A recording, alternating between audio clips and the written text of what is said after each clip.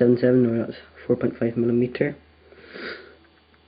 That is the front sight. No, that would be the rear sight, and the front sight would be where the silencer is. But it would be about there if I put this on instead, and I have this hunting scope on. I don't take that off because it will leave 2 holes there.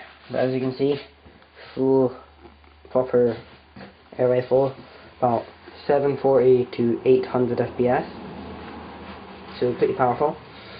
Fires lead pellets.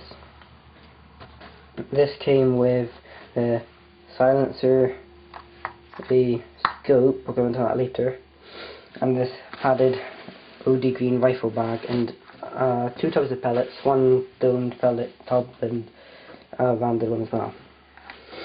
The only non-metal and wood parts are the scope and caps. I think the mounts are metal. The sight, which is mostly metal anyway. The sound moderator, or silencer as some people call it. Trigger guard, the safety which is there, and the butt plate. That is safety on. That's the safety there. When it's pulled out like that, you can pull the trigger. When it's pushed in like that, you cannot. And you can still load the gun.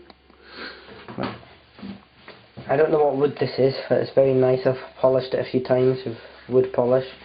I think it's walnut. It's extremely shiny around that bit. It's not ambidextrous. The gun is, but the stock is. It doesn't have the cheek rest plate thing there. It does here. But you can see it has a slit there because it's a big barrel. The barrel bends around there. Now the scope is, well, it has scope caps, and one of them is like sort of like sunglasses. What one is it? That one. And this protects it from the sun. So if it's sunny, you can do it. It's fully adjustable, and you can adjust it. Getting a corner screwdriver and twisting it. That's the up and down to it. That's the left and right.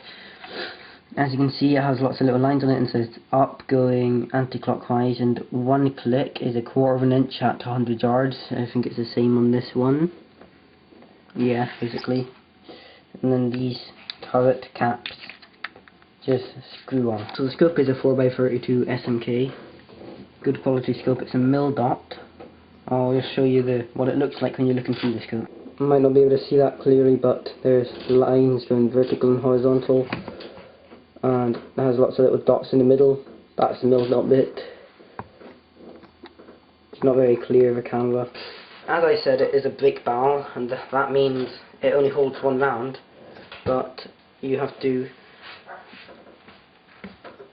break the barrel round like that, like turn it round until it clicks, and that's it cocked, and then you put the pellet into the hole there, and then you just close it, aim and shoot.